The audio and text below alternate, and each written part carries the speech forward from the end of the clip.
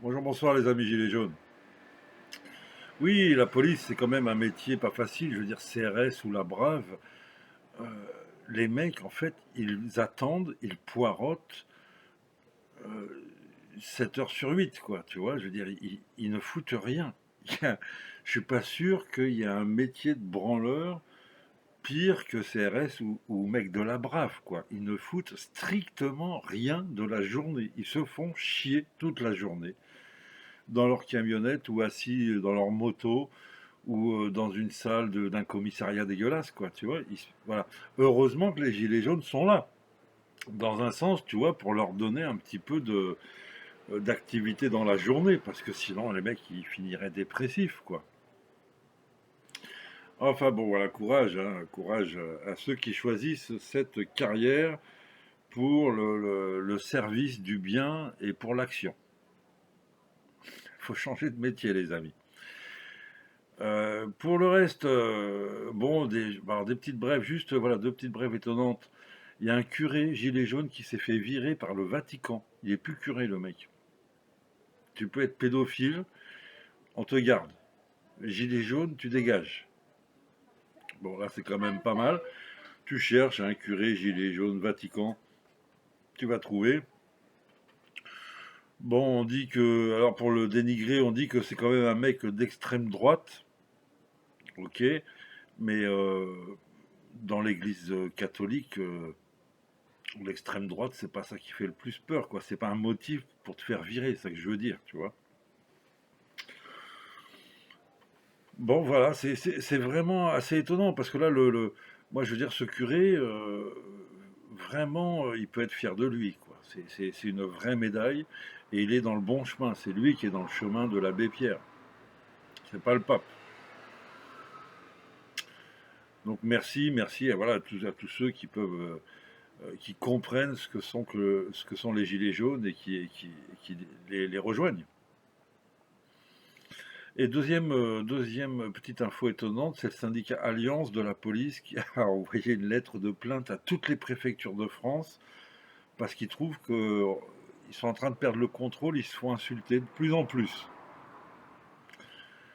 Donc, je sais pas, tu vois, il y a un truc, ils devraient s'interroger eux-mêmes quand même. Tu vois, ça suffit pas de se plaindre en disant c'est les autres qui sont méchants avec moi. Hein. Il y a énormément depuis que Castaner et Nunez dirige ce ministère de l'Intérieur, ça part en cacahuète. Les policiers sont mis à se confronter à la police pour protéger un régime corrompu. Donc les mecs, évidemment, à la fin, ils se font insulter. Hein. Voilà. Et tu vois, là, ils ont dû gérer donc de mater une révolte sociale, juste et légitime, et ensuite là, de mettre des amendes aux gens confinés. Presque 1 million d'amendes. Ils n'ont pas distribué un seul masque, hein, mais 1 million d'amendes. À 135 euros, bah, tu fais le calcul, ça fait 135 millions d'euros. On va pouvoir payer le cabinet Bain Company qui gère le déconfinement. Le confinement et le déconfinement. Bien, je voulais vite fait te lire, là, bah, comme la dernière fois, tu sais, après une garde à vue, on va dire j'essaie d'organiser un petit retour de flamme. Et donc là, bah, c'est pareil, hein. Action-réaction, quoi. On peut pas non plus me faire chier. Merde, je la cherche, excuse-moi. Hein. Et puis, ne pas s'attendre à un retour de flamme minimum. Bon, bah, j'ai perdu mon texte. Bouge pas. Ça, c'est de la préparation. Ça va dans les brouillons. Ah, voilà. Alors bon, je dois encore l'améliorer. Mais je vais te la lire maintenant parce que après j'ai pas mal de choses à faire. Demain, ah oui, demain, j'en ai dit. Donc les manifestations des Gilets jaunes sont interdites, hein, on le sait. Bon, bah, je ne vais pas manifester demain. Par contre, je vais aller au métro Couronne de 11 heures à midi pour apporter de la nourriture à une collecte alimentaire d'une association de quartier, parce qu'il y a un vrai problème. Là, ça y est, c'est en train de sortir, si tu veux, le problème de la faim dans les quartiers pauvres. Il y a énormément de gens qui ont été donc ruinés par ces 2 mois, tu vois, qui déjà ne finissent pas le mois avec leur petit salaire ou même alors leurs allocations. Hein, le 15, le 20, il n'y a plus d'argent pour manger. Alors là, crois-moi que ces 2 mois, ça a été fatal pour énormément de gens. Et en plus, les grandes organisations de distribution de nourriture, Secours catholique, Restaurants du cœur, etc., ont fermé pour des questions de responsabilité face au coronavirus. Donc voilà, toi, il y a de plus en plus de gens qui ont faim et de moins en moins de personnes capables de répondre à cette problématique. Ne comptons pas sur l'État. Donc voilà, c'est une petite association de quartier là qui est en train de pallier à ce problème. Il m'a été dit que la semaine dernière, ils ont récolté 2 mètres cubes de nourriture et ils en ont distribué un en direct. Tu as des gens qui apportent et tu as des gens qui viennent demander quoi pour leur repas. Il y a des familles nombreuses ici.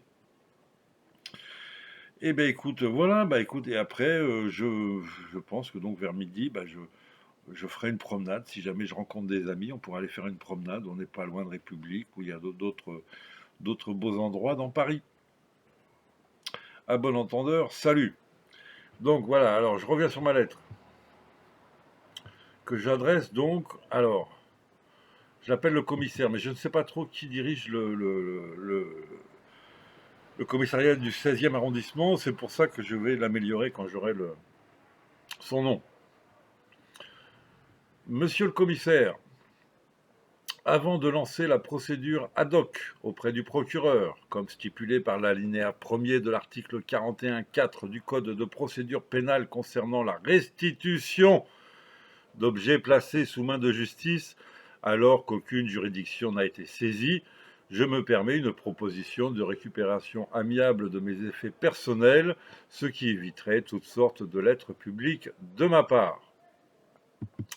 Un quiproquo certainement m'a conduit à passer une journée dans vos cellules pour le moins nauséabonde et très probablement virulente au motif d'avoir organisé une manifestation non déclarée. Ce que les faits et auditions ont rapidement écarté, me permettant d'être libéré sans charge ni poursuite après 20 heures passées dans ce bouillon de culture indigne de votre quartier et dont on raconte qu'il est parfois visité par la gale. C'est ce que j'appelle une porcherie. Bien entendu, je porterai plainte personnelle contre vous si je devais déclencher une quelconque maladie d'ici 15 jours, car il n'est pas difficile de démontrer que l'état lamentable des cellules relève d'une faute grave de l'officier qui en a la responsabilité. Croyez bien que l'état calamiteux de vos cellules en particulier et de votre commissariat en général, doublé du silence accablant autour de l'affaire Epstein qui disposait de son appartement de viol et de torture d'enfants à 500 mètres de votre commissariat, nous rendent légitimement très critiques quant à votre travail. Si un gilet jaune commandait ce commissariat si particulier du 16e arrondissement, ça ne se passerait pas comme ça. Les cellules seraient désinfectées chaque jour, les couvertures lavées et changées quotidiennement, et on y verrait passer la crème de la pédocriminalité parisienne et internationale. D'esprit communal, les Gilets jaunes donneraient beaucoup plus de pouvoir aux commissaires de quartier pour y faire le grand ménage. Contre toute morale et l'intérêt des Français, la centralisation des forces de l'ordre et du pouvoir dans les mains de quelques gredins font le nid de la corruption et du crime organisé sur Paris. Pendant que vous réprimez les manifestations organisées et poursuivez le menu fretin, le crime organisé poursuit tranquillement son sillon dans votre dos, si ce n'est sous vos yeux. Le peuple voit ce que vous faites et ce que vous ne faites pas. J'insiste, cessez d'être aveuglément servile d'un régime corrompu, dépravé, faisant danser des putes sur les marches de l'Élysée, incompétent, malfaisant et criminel. Ennemi du peuple français. Comment faudra-t-il l'écrire pour que les policiers le comprennent ?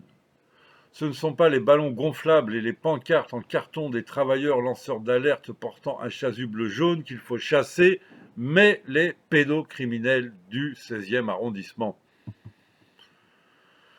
Oui, les gilets jaunes sont des lanceurs d'alerte. Combien de morts sur les ronds-points, combien de mutilés par la police, combien de prisonniers, combien d'humiliés dans vos cellules pour avoir crié que le service public était un bien commun, précieux et en danger, et qu'il fallait consolider le service public dans les hôpitaux pour la protection de tous, les vôtres comme les nôtres. N'avons-nous pas crié assez fort que ce gouvernement devait tomber avant que n'arrive une grande catastrophe nationale ? Quel bilan pour notre pays à cause de la gestion criminelle et ruineuse de l'improbable crise sanitaire du coronavirus par cette équipe de dégénérés? Nous en reparlerons dans 6 mois, quand l'étendue des mensonges et des dégâts seront connus. Oui, les gilets jaunes avaient raison. Malgré toutes les affaires coupables de ces malfaisants qui légitiment leur arrestation pour toutes sortes de motifs graves, c'est parfois par les mœurs qu'ils tombent. Il suffit de se rappeler la récente fin des ambitions municipales à Paris de Benjamin Griveaux, ou rien de moins que la fin des ambitions présidentielles de Strauss-Kahn. Nous sommes donc, je vous le dis et je vous invite à en faire part à vos collègues, à la recherche de renseignements contre les ennemis du peuple français. Ainsi, les gilets jaunes sont têtus. Nous cherchons à savoir sur quoi enquêtaient les 4 officiers du renseignement exécutés dans les locaux de la préfecture de police de Paris sous l'autorité du préfet Lallemand. Car c'est à peu près à partir de cet événement que l'affaire Epstein a été étouffée à Paris. Que les collabos à tous ces crimes craignent ce jour du triomphe du peuple français à venir, comme le préfet Lallemand doit le craindre. Dans 6 mois, dans 2 ans, dans 5 ans, dans 10 ou 20, car nous lui souhaitons longue vie, le préfet Lallemand devra rendre des comptes de l'exécution de ses officiers dans les locaux de sa préfecture et des crimes à l'endroit des Gilets jaunes. Une des grandes réformes demandées par les Gilets jaunes est la fin de l'impunité des responsables, qu'ils soient politiques ou hauts fonctionnaires. Ne riez pas de cette prétention. Victor Hugo, Bonaparte et tant d'autres ont expliqué, démontré, reconnu qu'au bout du compte, la force des idées était supérieure à la force des épées. Malgré vos LBD dans la gueule et les voltigeurs, les idées des Gilets jaunes progressent. Et nous n'inventons rien. Je vous laisse ici avec le général de Gaulle qui légitime notre engagement d'aujourd'hui.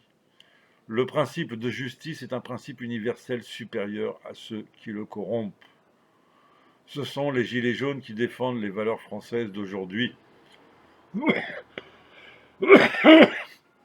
Pardon.